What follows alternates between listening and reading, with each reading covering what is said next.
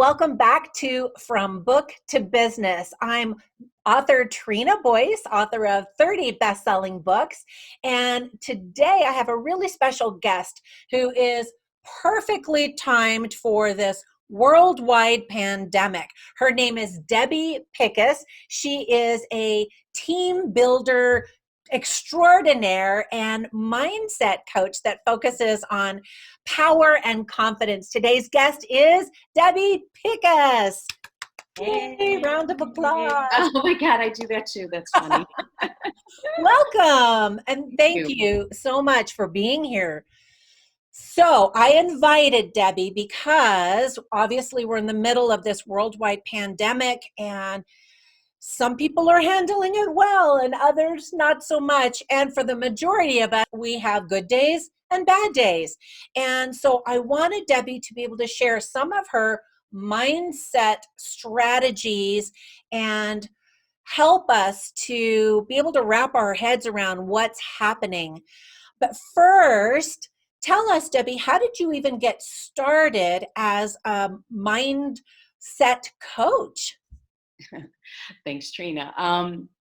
So my company, I started, it's Team Fireball, and I started it having come out of owning a title boxing club and wanting to, I know, right? And wanting to get corporate clients in. And I had the idea of, wow, what if we did team building events? I'd been talking to a company about doing their health fair. After 9 months of talk, they kind of bailed on me, and I thought, what can I do to get corporate clients in? So I came up with the idea of these team building events, and we got quite a few teams in doing like a fitness workout, boxing workout, but also including some mindset work and strategy and things that correlated to what the power and energy they were getting from the workout, also translating that to their mindset. That business, as it failed, but I took the team building concept on the road. I'm like, this is a great idea. And I eventually began going into companies and doing like these fitness activity events, but also incorporating kind of the mind-body connection experience of it. We morphed into some self-defense training programs. We had a strategic partner for a while who was teaching those, and I was also teaching those because I have a martial arts background and a fitness background. And we found that power and confidence was amazing.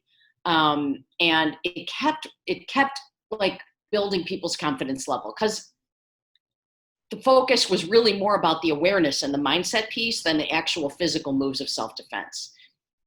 Eventually, I met an amazing coach who was very much had this amazing mindset methodology. And through a business coach person that I was working with, I met this man, and I realized, like, oh my gosh, this has been missing from my life. Like, I could have all the strategies and everything else in place, but if I had this belief system underneath that I didn't deserve to make money, or I didn't know how to make money, or I didn't have a business degree, so therefore I was never going to be successful, or I didn't know how, I was never going to make it. And so I began working with him, and eventually he offered this certification program, and I jumped on it because it was like I needed it for myself. But what I have found is that we all need this, because again, you could have all the strategies in the world, but if you don't have a belief that you can be successful, or that you can meet the man or woman of your dreams, or that you deserve to, like, have an amazing relationship or amazing business or whatever it is, it's never going to happen, because we have a tendency to go back to what our subconscious is and head that direction, no matter what we say on the outside. Hopefully that makes sense. But I began adding this mindset methodology work to my business. And now I work one-on-one with professional women, and I work in the corporate space with teams on managing their mindset. And right now is a crazy time, because it's a crazy time and people's thoughts are all over the place.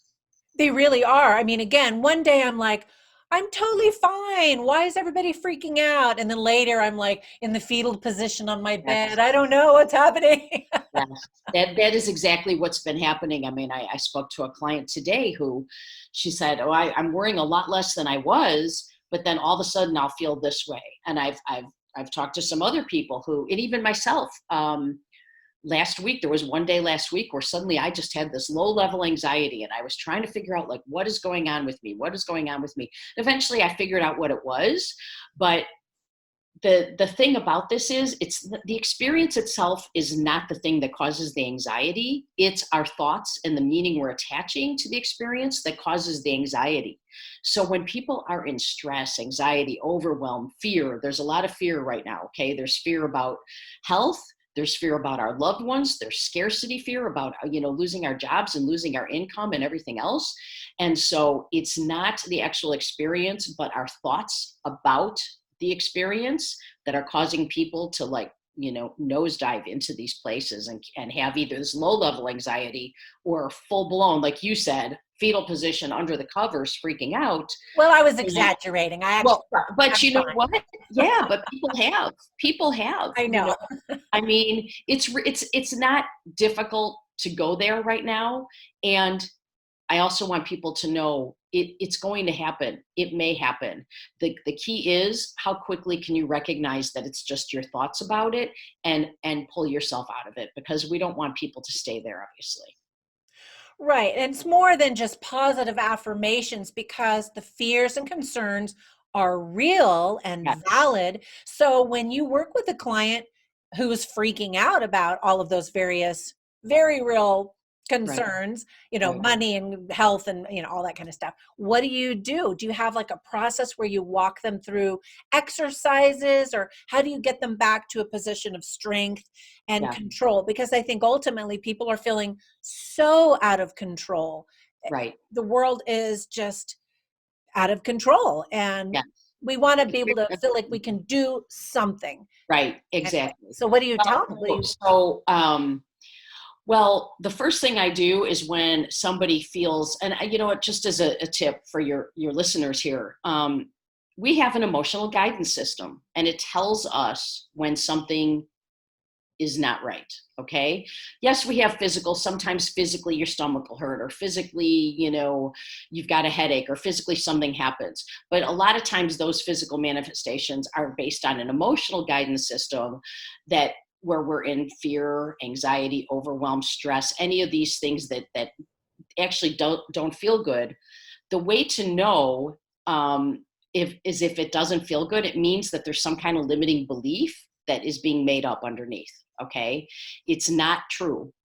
It's not that there's not the fear of the health. There's not the fear of, there's the potential for somebody to get sick and die from this. There's no question about it. I'm not saying that's not the case, but our belief and our thinking about it is what's doing that. So when we feel stress, anxiety, overwhelm, fear, jealousy, scarcity, anger, boredom, talk about boredom sometimes right now, any of that, understand that it's your thoughts behind that are contributing. So what I do with clients is, I have them go to a situation. What's the situation?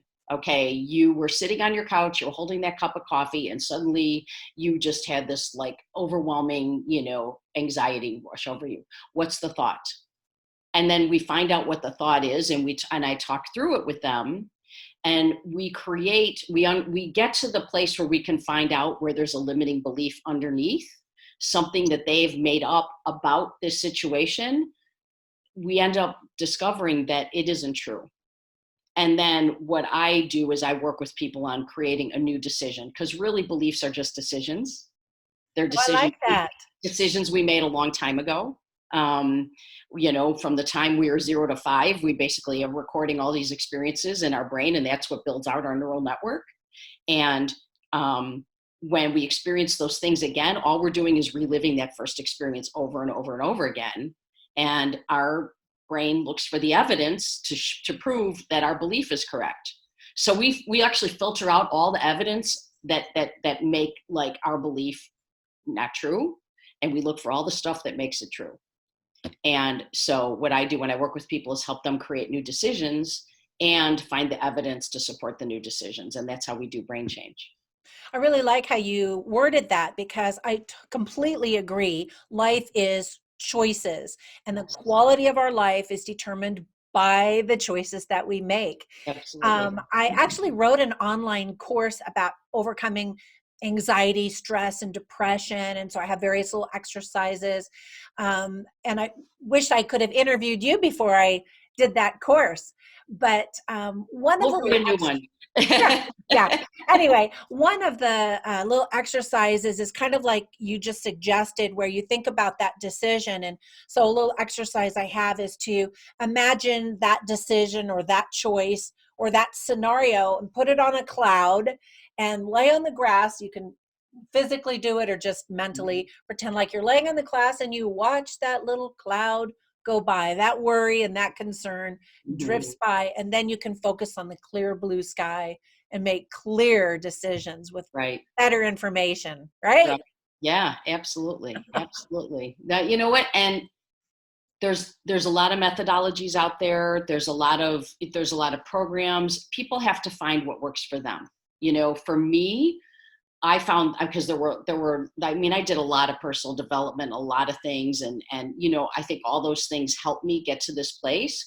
But it wasn't until I worked within this program and this methodology that everything that I had done up to then clicked. I mean, I think it's all cumulative as well. For me, the way this was laid out, and the man that I work with, David Bayer, is amazing. And it completely, he resonated with me. And then it worked. And so I encourage everybody, find something that actually really works with you to transform, not to just, like you said, a positive affirmation is great, but if subconsciously you don't believe it, eventually you're just going to go right back to the thing. You actually really have to change your brain in order to make this kind of thing work. And Yeah, at least recognize and be aware when you see it happening. right. I think that's really key. You've mentioned that several times, to recognize. That's huge. And I think working with a coach is really helpful in being able to recognize that stuff. So I Yeah. love that you mentioned that, because we like to all think that we're capable and can make good choices and decisions and all that kind of stuff. But working with a coach, the coach can point out something that you're not seeing or maybe not accepting as being truth or Right. reality. Right. Yeah, and both of us are coaches. And so, of course, we believe in the importance of coaches. Right. When you worked with this transformational coach, did you work one on one or in a group setting or a little of both? A little of both. A little of both with him and his team. And yeah, he the way he did this program was amazing. But I fully believe that there's a lot of different ways to work with coaches. I mean, I still work with coaches, even though I have one. And last week when I was having this anxiety, I tried to look at it myself, and then I reached out, because it was like you just said, especially we coaches, we're like, I should be able to figure this out, right? Right, yeah. But really, we can't always see. We can only see within this perimeter of what's happening, no matter how good we are. So I mean, obviously I value coaching. I've been a coach, and I've been working with coaches for years and years, since before I started this business. I just think that we need somebody that can really see what's going on and help us see it.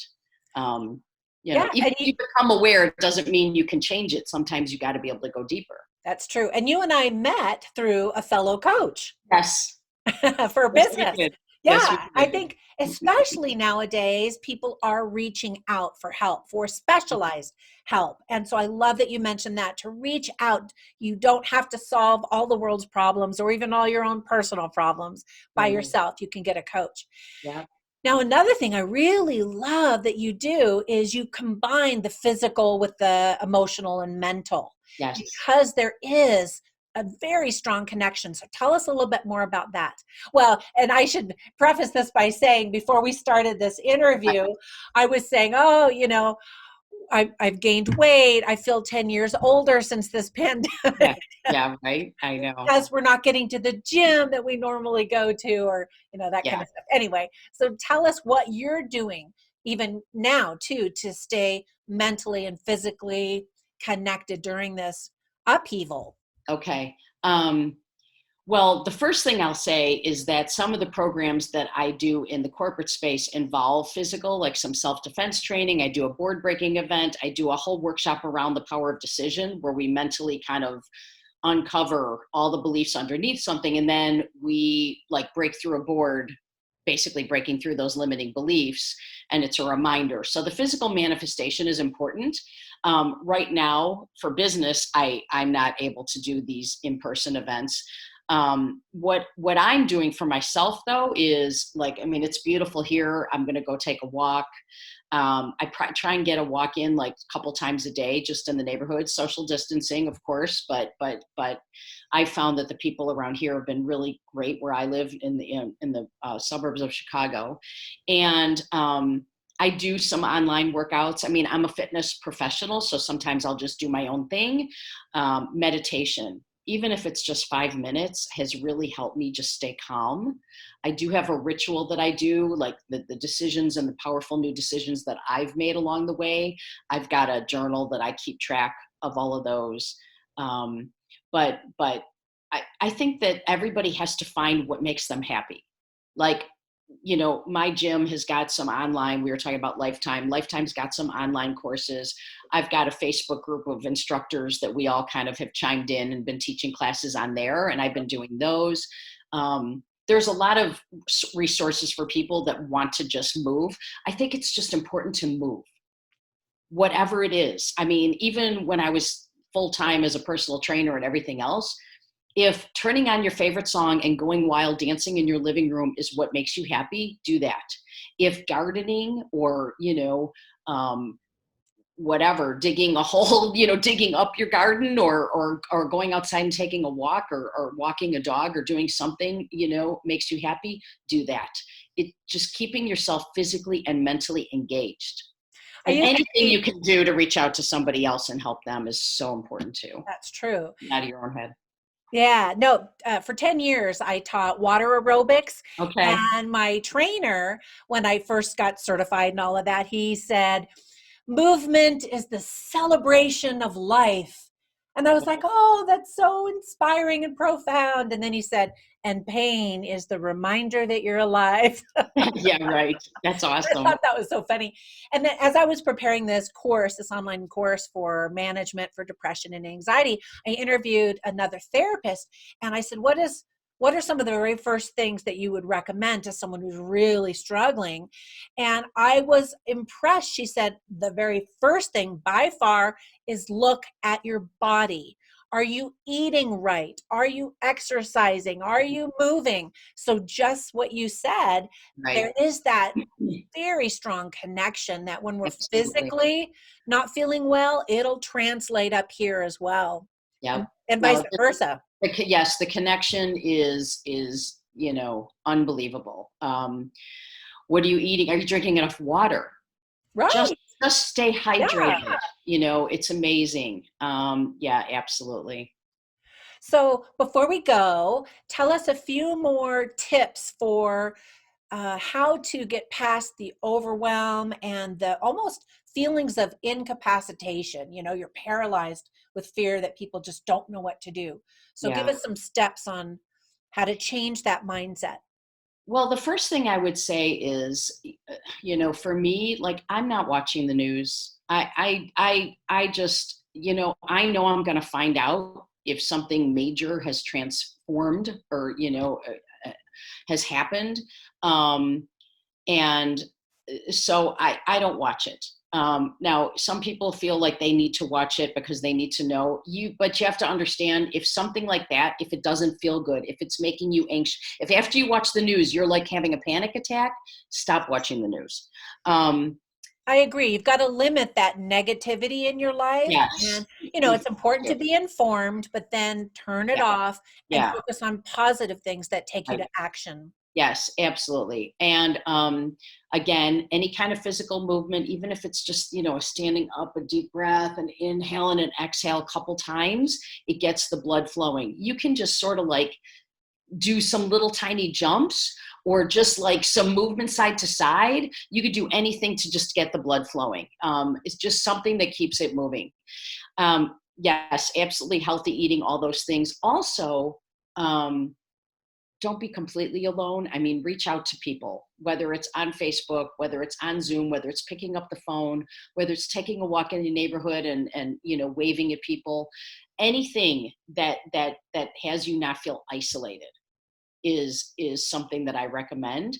And when that emotional guidance system kicks in, I'm feeling lonely, I'm feeling scared, I'm feeling afraid, I'm feeling all these things. Number one, recognize what's the thought underneath. What do I really think is going to happen? Oh my God, I think I'm going to die alone. Or I think that somebody's going to come, whatever it is. Recognize the thoughts and understand, like, okay, it's just my thoughts. I'm making something up. Really, what's true here? Just try and uncover, and reach out to somebody. I mean, if you can reach out to a professional at this time. I mean, I'm offering complimentary calls for people. I know we were going to talk about that in a second, but if anybody's feeling so stressed, so anxious, I typically work with business owners and their teams. Just reach out and let's have a call and let's find out what's going on. And see if we can, like, flip the switch on that negative belief and that fear. Yes, and so thank you. If you didn't catch that, everybody, Debbie is offering a 45-minute mindset switch transformation call. All those good words. Yeah, all of that good stuff. But to have actually a professional that you can talk with that can help you, which is very generous. Thank you for offering that to my audience. That's really, really sweet. Tell everybody how they can find that or set that up with you. Excellent. So on my website, which I know you're going to include in here, but it's www.team- that line thing in the middle, fireball.com. And there's a contact us button on there. If you click on the contact us button, a box will come up offering you an opportunity to have me reach back out to you. Just put that you were on this call or on this Zoom or YouTube conference, and that you're looking for the breakthrough call or whatever it is from Trina's program, and I will get back to you. There's a box. There's a whole box they have to fill out, so their information will be in there. Okay, that's awesome. Thank you so much for spending some time with us and reminding us of all of these things that we need to be doing to control our minds, our emotions, our brains that are racing a mile a minute during this crazy time. And to remind us to focus on, I keep trying to focus on, this is such a unique opportunity. I've never seen anything like this in my lifetime. And I have a little daily podcast. I'll put the little information above and below where I try to focus on the positive. And it's been interesting talking to my friends because their kids are having a ball. They get to stay home and play in their pajamas. They will have memories of playing games with their family and really having a great time. Whereas we adults are the ones that are struggling with, the fear of the business shutting down and some of those kinds of things. And so we have to stop and reflect on what an awesome reset the world has been given to be able to, like you and I were talking, to stop and look at your business, if you have a business, for example, whether you're an author, a singer, a musician, a business owner, a director, whatever you do. I have a lot of creatives that watch my channel. To stop and look at what's working before the pandemic, what wasn't working, and to realize our days are numbered on this earth. And how are we spending our time? Are we bringing joy to the world? Are we just, I just laugh at how many hours I'm sitting in my chair at my desk thinking, that's not how I want to spend my life. Right. Yeah. One other thing I'd love to mention, two things actually. The one thing that happens when we're in that stress, anxiety, overwhelm, that suffering state, it's really difficult. It's impossible to be resourceful. It's impossible because we're being reactive in those times. That's true. And so getting ourselves out of that state and getting back into like a beautiful or a powerful state, whatever. I mean, there's two states and you can call them whatever you want. You can call them fear and love. You can call them powerful primal. It doesn't matter what you call them, just understanding what they are. But you can't be resourceful or productive from that state because everything you're doing is it's like building a house on sand. You're building and building and trying to do things on top of a terrible foundation. So you've got to get your foundation to a powerful, state of resourcefulness. And then from there, you can come up with, oh, well, here's something I could do that I didn't think of I could do. Or here's something, oh, these people, I haven't reached out to them. I haven't had the time. Now I've got the time. Like there's all these things that will come to mind once people get to that place. So that's number one. Number two, gratitude. Gratitude is like having a gift card from the universe. If every day, if you find 3 to 5 things you're grateful for, and it could be the fact that, the sun is shining, or that, you've got enough, I'm looking over there at my seasonings, black pepper, it doesn't matter what it is, but it changes your mind immediately when you become grateful for all the little things. So just the last tip there. Yeah, no, and I completely agree with that. You probably in your training studied vibrational energies, and there are all kinds of really interesting charts that will identify emotions, kind of picture a vertical chart or something, and Mhm. the lowest levels are feelings of despair, Yeah, and frustration, anger, and then as it goes up they become more positive, right. and the highest level that I have found is gratitude. Yep. So I was going to ask you, well, you mentioned how to get to that state. How do you get to that state? So feeling gratitude will take you from a feeling of despair, boom, like really Yep. quickly. It really does. It really does. Because if you can, and then if you're feeling really down, write down 10 things you're grateful for. Because then all of a sudden, or see how many things you can come up with. Do a little exercise and experiment. Can you come up with 50? Can you come up with 100? Whatever it is. But, write down all the things that you're successful at. I'm successful at getting out of bed in the morning. I'm successful at brushing my teeth. I'm successful at, breathing, whatever. It's like they seem silly, but these are things my coach has recommended, and it works. It works. Because when you have little successes, it builds momentum. And Yes. then you're able to say, okay, look at all that stuff that I did. That's Yeah. so true. Yeah. Yeah. I love, I'm successful at breathing. I'm so good at it. I'm so good at breathing. Look, I'm doing it right now. I'm I like amazing that. at this. Yeah, I have a little list that I created many years ago, and I call it my energizing elevators. And I Yeah. even have on my Alexa device every day at 1 o'clock, she says, remember to look at your energizing elevators. Oh, And I it's love things that bring me joy, fluffy kittens or whatever. it. Whatever it is. Yeah, things that make me happy. And I have sitting here on my desk things, and I used to hate clutter, but now Mhm. on my desk, I have little things that bring me joy. Like, can you I see love it. Oh him? my God, that's awesome. So, I do movie reviews, and so I Okay. love Groot. And he's actually one of those Bop It games. But anyway, that's just the first thing that I grabbed. But I have all these little things that I can look at, and when I'm like, Yes. I think it's I'm like, important to have a good oh, environment that you could look at that makes you happy or yeah. makes you Like, zen or look at whatever this else. little Oh bobblehead my guy. Lord. That's funny. Yeah, so I was in China and my taxi driver had this sitting on his taxi. And as we went driving around, this little guy was bobbling. And so every time I look at that, I think of how much fun I had in China, and it brings me joy. That's So I'm not fabulous. saying to fill your house with, trinkets and No. garbage, but to surround yourself with things that bring you joy Yeah, and lift you up. absolutely. I take walks in the neighborhood, like I said, and now because people can't celebrate birthdays and stuff, I'm seeing all these giant letters and signs like happy birthday to so and so. And That's so so I started taking pictures as I take my walks of things that make me happy along the way. And I'm just going to create that Oh, album on Facebook somewhere, but it's just like that made me happy, seeing this, like a woman walking her 3 dogs, flowers coming up, the happy birthday signs, whatever it is. It's just like there's beauty and there's happiness out there. And this is going to go on as long as it goes on, right? right. Yeah. We can't control it. I have a friend in the hospital on a ventilator right now. Oh, Okay. And so, there's a big community of us that are like loving and supporting and sending prayers to his girlfriend and everything else.